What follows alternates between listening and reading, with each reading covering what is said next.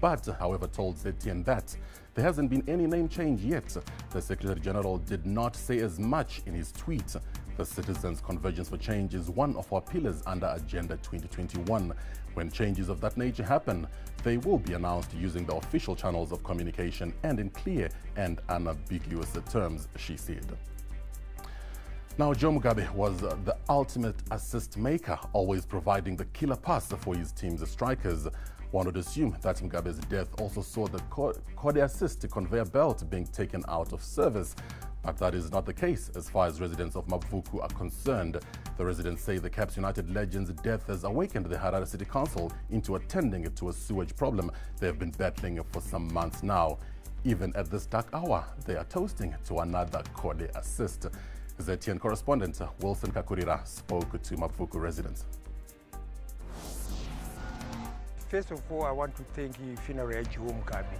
Yaita kuti vanhu vaone magariro atikuita kunoku. Hakusi kunoku chete nekuchizhanje. Especially kunoku. Vanhu vari kufema sewage vachidya sewage. Saka ndafara nekuchema mufana wangu Joe kuti vauya vachiona izvi. Zvane nguva tichiona sewage ichipinda mumba. Isusu zvitotishamisa kuti marongere erudzi nekuti ezvinezvi tikuchema nezvirwere zvakaita semakorera kozoita kuti chirwere chanetsa ichi cheCovid. Asi ivo ndoba vari kuita zvinhu zvakadai pakaungana vanhu panhamo. Vaidi kuzviita kare zvinhu izvi. Zvane nguva zvokuti masiweji anenge akangobhuluka vachiignowa. Zvafanana nokumabhini kwacho futi. Havasi kutakura zvinhu. Kanzuri yatinetsai. Dai tofunga dai pambatiswa commission chaiyo because yatadza kugadzirisa guta reHarare. Harare City Council spokesperson Michael Chideme speaks. Yes, we are aware of the wastewater problems in Mabvuku area. We have since started attending to the problem, and yesterday our teams were deployed in Mabvuku to attend to the problem. And when they de-choke, sometimes the blockages or the items that would have been blocking the system come out and probably cause a little bit of a mess, but that's part of the cleaning up that we are doing. So we are addressing the issue. Now, dwellers of an informal settlement in Bulawayo, Zimbabwe's second largest city, are battling a fire that is causing serious air pollution in the area and threatens to burn their makeshift houses. Ngozi mine dumpsite, where there is a flourishing settlement, has been burning for the past 5 days, releasing harmful smoke and gases into the atmosphere. Causes of the fire are yet to be established. Settlers at the site, most of whom survive on scavenging from the dumpsite, are counting their losses. Ngozi mine residents representative Gideon Chuma speaks. So kwenzakalayo la izinto ziyachithwa thina esingene siphila lezi kasitshisi but ibona apha besikhansela umlilo nxa uqala ukutsha babekhona ukuthi bacithi umlilo kuyabe kunzima. So thina ukuthi basiblame hathi thina ngoba vele sidla khona singeke sibalekele ukuthi singasihlala la thina sizimisele ukuthi njengoba sikhona sizaphila khonapha kuze kube nini lanini. Njalo nxa bevunkulunyula umlilo lana bengatheli inhlabathi kuvele uzahlala usitsha kuze kube nini lanini. Umlilo phansi lapha singasikhuluma ababuye sicela iEMA, sicela i-Law Residents Association, sicela City Council lathi thina zakhamuzi zengozi manje babuye sihlale labo phansi sikhulumisane. The Environmental Management Agency said it has issued orders to Bulawayo City Council before over repeated fire outbreaks at the dump site. Emma Bulawayo's spokesperson Stembiswe Ndlovu spoke to ZTN. We are not condoning what is happening, and we are engaging the city councils and taking the proper action in terms of law enforcement. And I think very soon they will be able to attend to the issues. Given them orders, but the fires are recurring, and now we are taking other routes so that the issues are taken care of. The police in Zimbabwe's Mashonaland East province are hunting for two women and their male accomplice who allegedly kidnapped and sexually violated a 23-year-old man at the weekend. According to the police, the three met their victim at a forest near Kachimana Business Center in Mudzi, where he was fetching firewood. They allegedly asked the man, who cannot be named for professional reasons, where they could buy goats in the area. The complainants gave them directions before the driver of the minibus that they were traveling in asked if he could accompany them, and he agreed. On their way, one of the women allegedly sprayed an unknown substance on his face, which blinded him. The woman allegedly started caressing him before he passed out. He only gained consciousness later. Mashonaland East Police spokesperson Inspector Simon Jazovachi confirmed the incident. Police is appealing for any information that may lead to the arrest of the accused persons. Members of the public are also advised to treat strangers with caution, as some are wolves clothed in sheepskin. Strangers should always be referred to local community leaders like the headman for any assistance. A man from Kwekwe, a city in central Zimbabwe, was trampled to death by an elephant while he was taking a selfie with the jumbo in the background. The man whose name could not be ascertained is said to have been gored and dragged for some meters before being trampled by the provoked jumbo in Ward 30 resettlement area just outside the city. His colleague, who was attacked by the same elephant, is reportedly battling for life at Kwekwe General Hospital. The Zimpax Rangers shot down the animal, triggering a stampede for elephant meat in the area. Another elephant was also shot down after it was spotted heading towards residential areas in the Midlands city. Zimpax spokesperson Tinashe Farao confirmed the two incidents. We will get back to that story later on once we get confirmation from Tinashe Farao. But moving on, Stephen Kudzanai Mamari, popularly known as Enzo Ishall, says he is quitting music to focus on his family and other business ventures. His music, which varies from social commentary to offering comic relief, has played a significant role in the street lingo circles. Enzo won the Best Song of the Year at the 2019 National Arts and Merit Awards for his song, Kanjiva. The Magata hitmaker says he feels like he has achieved what he wanted in the music industry and he will release his last project tomorrow. Career yese ni pekuti munhu unofana kunge zvira hapana kundaita ndambomira ndakumbofocus nezvimwe zvinhu zvakafanana nemabusiness zvakafanana nemhuri, because maartist ese I'm sure kuti vashoma unowana time chechera nevanawo, because you always have to write, you always have to keep up. Saka so far so good. I think about 2018 ndapa vanhu mahits kusvika 2021 ndapa vanhu mahits.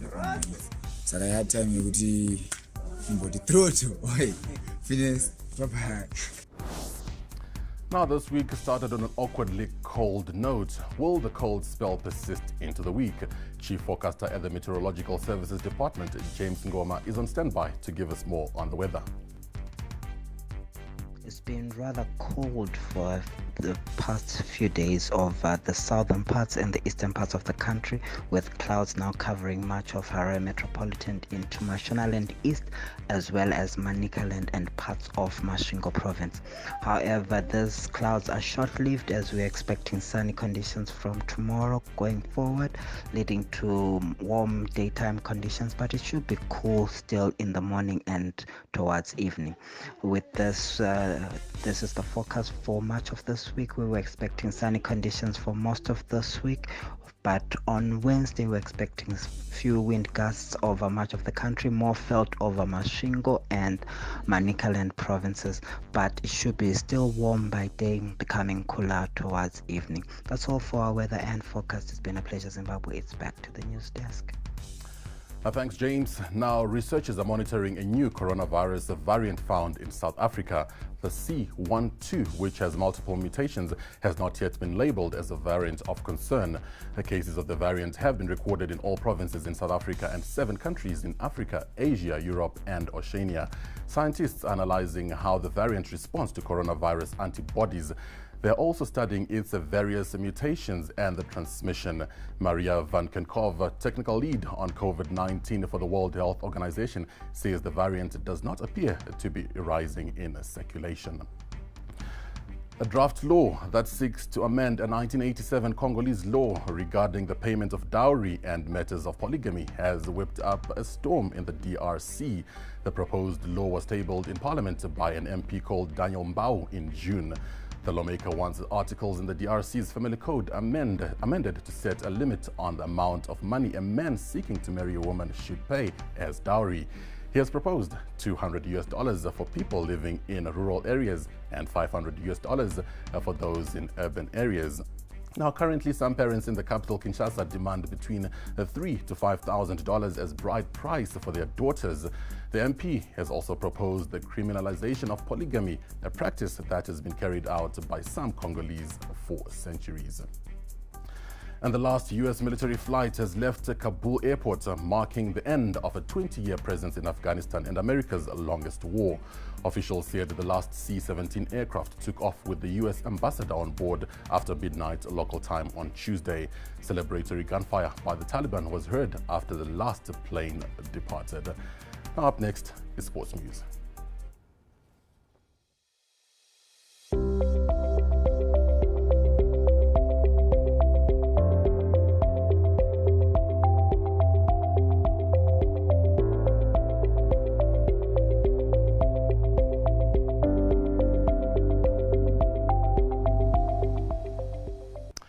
And in sport, tributes continue pouring in for the late football legend Joe Mugabe. We get more from our correspondent Chido Chashimanua, who was in Mabvuku, where family and friends were gathered before departing for Glen Forest Cemetery to lay the legend to rest. Zvikuru tarasigwa na Joe Mugabe riringa ririyo hero yeCape United isusu vadaizira takatamana hedu but taimudaidza kuti Captain Fantastic tarasigwa zvikuru kwazvo. Joe Mugabe, to me, he was a natural leader. He was a natural leader from boyhood, from growing up. He was a natural leader. I think even now I can see him lying there. To me, there lies a leader, somebody I could rely on if things are not going well for the team. I could rely on Joe Mugabe. I can go on and on and on and on. And after that, I can tell you, we were planning to do a lot of things with Joe Mugabe, and then things are falling apart. Joe was a true leader. Angari munhu angasingade kudyiwa, munhu angasingade zvimanga-manga kana achitamba bhora. Of course, vapedza bhora zvavo zvanga zviri zvivo. But tichitamba bhora chedu, no, Joe was excellent. And that concludes Kode's 53-year-old journey. It has truly been a painful time for us as a nation. The wounds will heal, but the scars may not go away. I'm Chido Chashimanua, back to you in studio. May his soul rest in peace. And now on to rugby. After officiating at the pre-World Cup qualifiers in Kenya, Zimbabwe rugby referee Talent Gandiwa has hopes of one day being included in the IRB World Cup match officials. So, my ambition as a rugby referee, is one day, by the grace of God, also be in the World Rugby panels, and trust the process, and also maybe be also referee or assistant referee in the Rugby World Cup. That's really my aim right now. We set realistic goals, but it's really my ambition to be part of the Rugby World Cup team, of which it's attainable, but at the same time there's a lot of hard work that you need to put in for you to get to that level. So the level that I'm at right now in Zimbabwe and also in Africa, it is also my ambition, my goal, that one day I'll be at the... Now, Gandiwa refereed in the HSBC Cape Town Sevens, Portugal Youth Festival, Victoria Cup, Rugby Africa, and the recent World Cup Women's Repechage qualifiers. He reflects on his experience. So, ending this tournament that I was at, the Women's World Rugby Cup Repackage qualifiers in Kenya, it really feels good to be part of such a prestigious tournament, to be part of such a great team.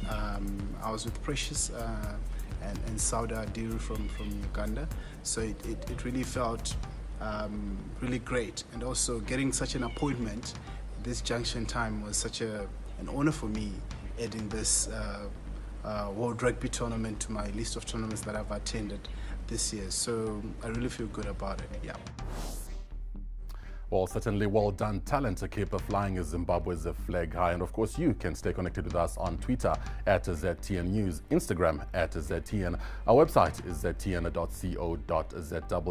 World in 5 coming up shortly. Do stay with us.